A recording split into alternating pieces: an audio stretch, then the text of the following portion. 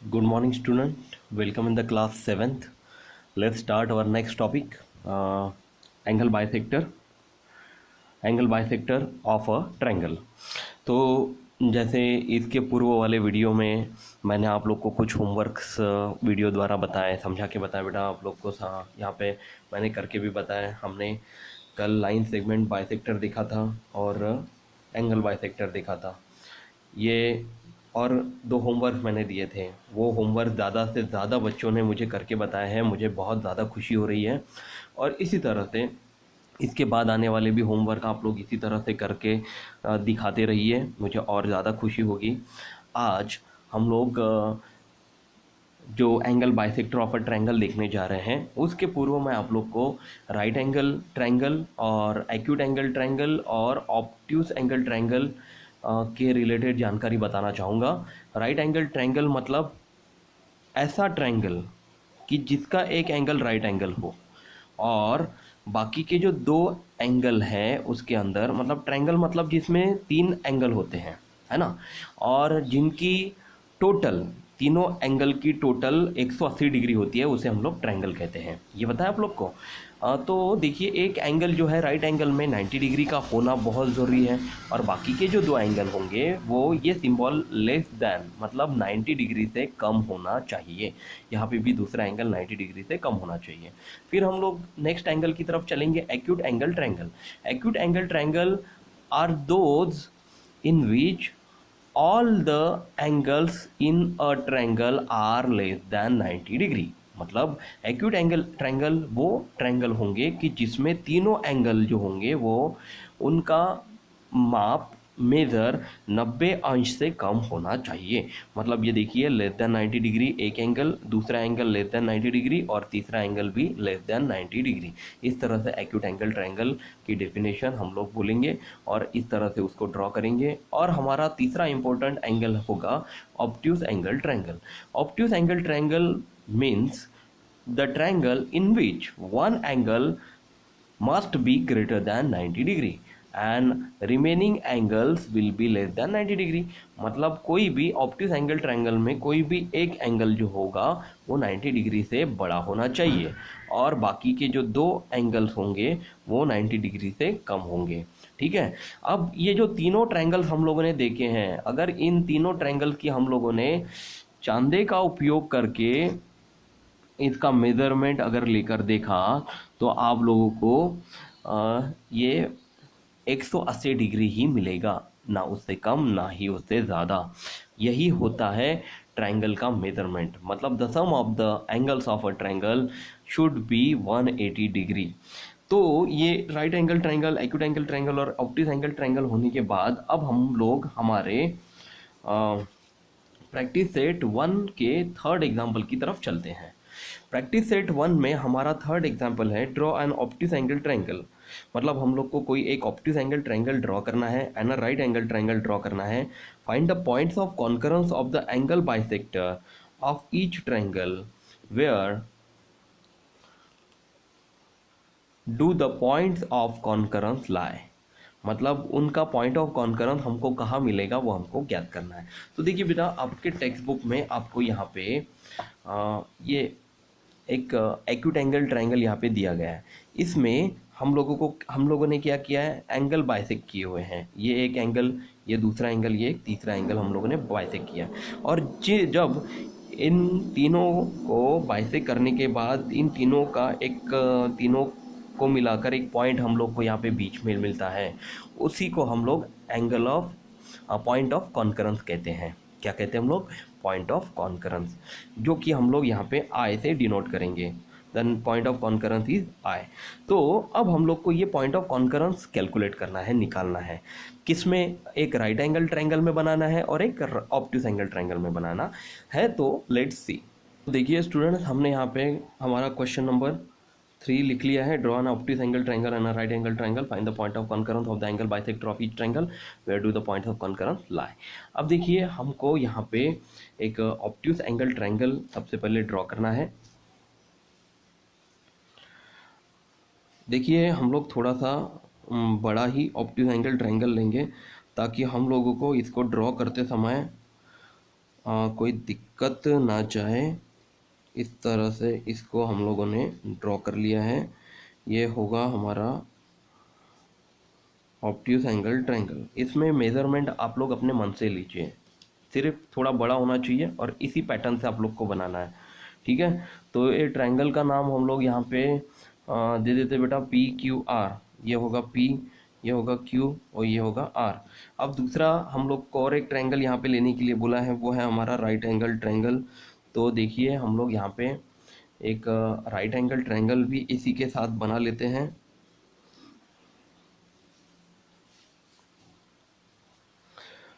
जो भी ट्रायंगल्स आप लोग बनाएंगे ना वो थोड़ा बड़े साइज बनाना है आप लोग को, ठीक है।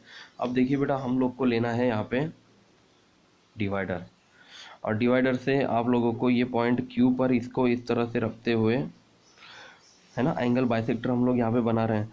तो आपको पता है कि एंगल बाइसेक्टर हम लोग किस तरह से बनाते हैं। इस तरह से दो चाप आप लोग को मार लेने हैं, ठीक है, दो साइड पर। क्यू पर हम लोग एंगल बाइसेक्ट कर रहे हैं, तो इस तरह से बिना अंतर बदले हम लोग को इसको इस तरह से रखते हुए इसको ये इस तरह से एक चाप मारेंगे बेटा, और ये पॉइंट पर इसको रखते हुए हम लोग इसको एक इस तरह से चाप मारना है।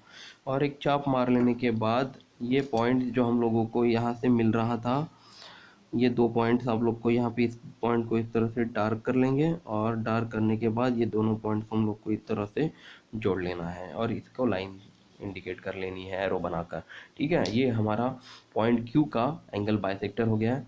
अब हम लोग पॉइंट आर का एक एंगल बाइसेक्टर ड्रॉ करेंगे। देखिए यहाँ पे क्यू पर डिवाइडर रखते हुए मैं यहाँ पे थोड़ा सा अंतर इस तरह से लेकर यहाँ पे दो चाप मार लेता हूँ, और बिना अंतर बदले जो भी अंतर हमने लिया हुआ है वो बिना बदले हम लोग इस तरह से एक ऊपर चाप मारेंगे, और उसी को प्रतिच्छेदित करते हुए इंटरसेक्ट करते हुए हम लोग एक चाप इधर मारेंगे। देखिए इस तरह से पॉइंट पर ही हम लोग को इसको बनाना है। अब ये जो पॉइंट हमको मिल गया है इसको इस तरह से डार्क कर लेते हैं, और इस तरह से दोनों पॉइंट में से जाने वाली एक रेखा इस तरह से हम लोग खींच लेंगे। ये होगा angle bisector of angle R, ठीक है। अब बचा एंगल पी। एंगल पी पे हम लोग कुछ अंतर यहाँ पे सेट कर लेते हैं। देखिए यहाँ पे एक अंतर मैंने यहाँ पे इस तरह से सेट कर लिया है। दो चाप इस तरह से लाइन पर बना लेंगे, और बना लेने के बाद हम लोग को बिना अंतर बदले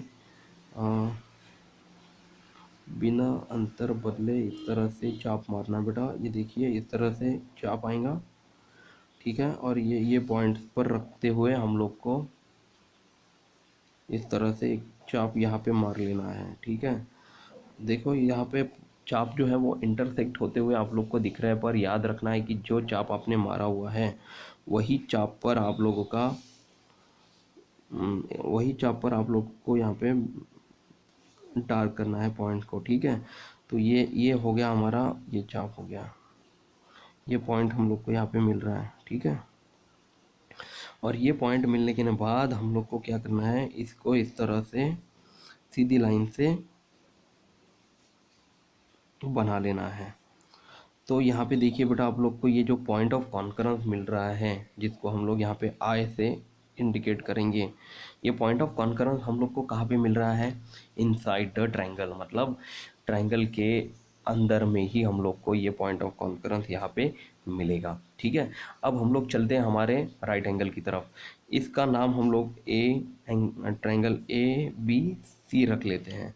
जैसे अभी हमने प्रोसीजर की थी वैसे ही हम लोग को करनी है। देखिए ये बी जो है वो 90 डिग्री एंगल है। यहाँ पे मैंने कोई अंतर ले लिया है। एक अंतर ले लेने के बाद हम लोग को बिना अंतर को चेंज किए यहाँ पे डिवाइडर रखते हुए एक चाप इस तरह से मारना है, और दूसरे पॉइंट पर डिवाइडर रखते हुए हम लोग को एक चाप इस तरह से मार लेना है, ठीक है। ये देखिए दोनों चाप मैंने मार लिए। ये थोड़ा सा इधर इस तरह से सरका लेंगे बेटा हम लोग। अब हम लोग को इसको पॉइंट डार्क कर ये सीधी लाइन खींच लेनी है, ठीक है। तो ये हो गया हमारा एंगल बी को हम लोगों ने बाइसेक्ट कर लिया है।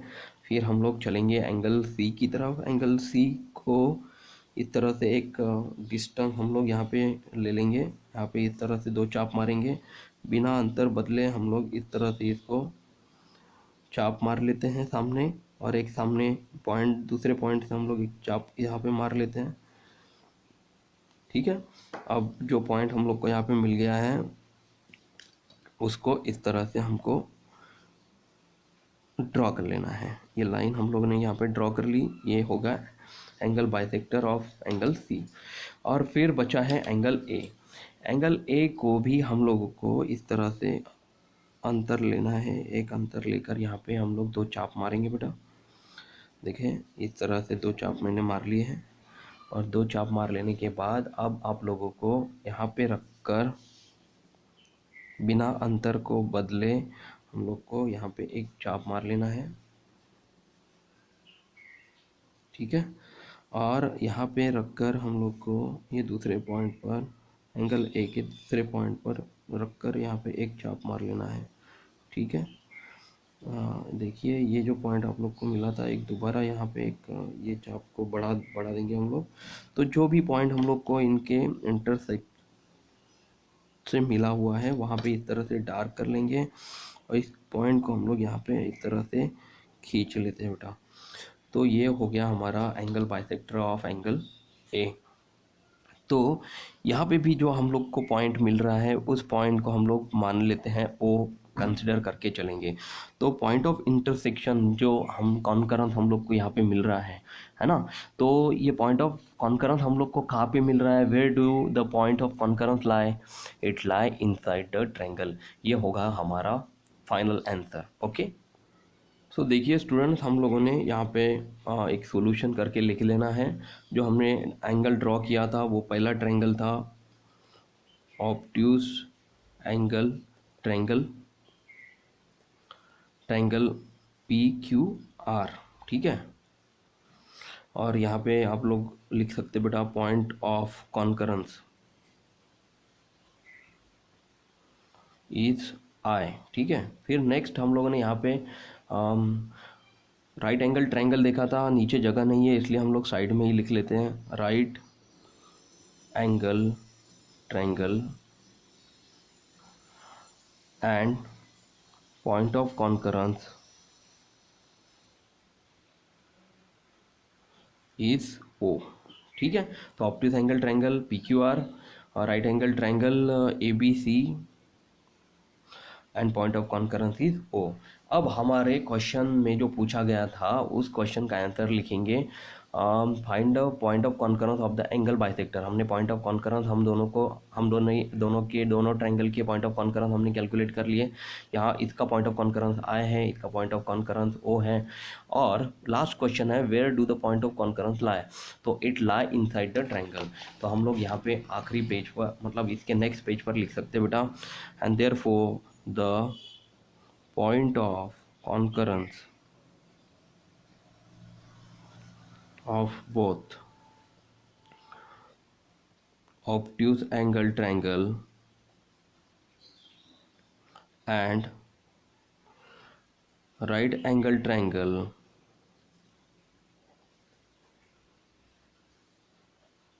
remains inside the triangle. का ये मतलब होगा कि द पॉइंट ऑफ कॉन्करेंस, मतलब ऑब्ट्यूज एंगल ट्रायंगल का और राइट एंगल ट्रायंगल, इन दोनों का पॉइंट ऑफ कॉन्करेंस ट्रायंगल के इनसाइड, मतलब अंदर ही रहेगा और अंदर ही हमको मिलेगा। तो ये हो गया हमारा क्वेश्चन नंबर 3। सो मैं आशा करता हूँ कि ये वीडियो आप लोग को समझ में आया है, पसंद भी आया है। यदि नहीं समझा है बेटा आप लोग को, तो आप लोग कोशिश करिए इस वीडियो को 1, 2 या 3 बार देखकर ये डायग्राम, ये ट्रायंगल्स बनाने की कोशिश करिए, ताकि आप लोगों को ये बहुत अच्छे से समझ में आए। जैसे मैंने आप लोग को पहले से ही बताया था कि ये एंगल लेते हुए आप लोगों को मेज़रमेंट अपने मन से ही लेना है, सिर्फ इनका स्ट्रक्चर इस तरह से होना चाहिए। 90 डिग्री का एंगल चांदा लेकर बना सकते हैं आप लोग। ये ऑब्टूस एंगल ट्रायंगल जो है वो अपने मन से थोड़ा सा 90 डिग्री से ज़्यादा, यहाँ पे 90 डिग्री से ज़्यादा अंतर लेकर एक एंगल बना लीजिए। बाकी 90 डिग्री से कम एंगल्स अपने आप बन जाते हैं। ये 90 डिग्री का एक एंगल होगा, बाकी के 2 एंगल्स आप लोग अपने मन से बना सकते हैं। सिर्फ इसको बाइसेक करते समय जो प्रोसीजर मैंने आप लोग को समझाई है, 2 चाप बाजू के रेखाओं पर मारकर इसको बिना अंतर बदले यहाँ पे 2 चाप को इंटरसेक्ट करके सीधी लाइन खींच लेना है। ये मेथड आप लोग को एज इट इज़ फॉलो करनी है, ठीक है। तो आपको होमवर्क में यही क्वेश्चन है बेटा, यही क्वेश्चन आप लोग मुझे आपकी कॉपी में बनाकर, लिख कर, फ़ोटो लेकर भेजिए मेरे पर्सनल व्हाट्सएप नंबर पे। आपको ये सब का भेजना है। और नेक्स्ट वीडियो हम लोग जल्द से जल्द देखेंगे। तब तक आप अपना ख्याल रखिए और पढ़ाई करते रहिए student. Thank you so much.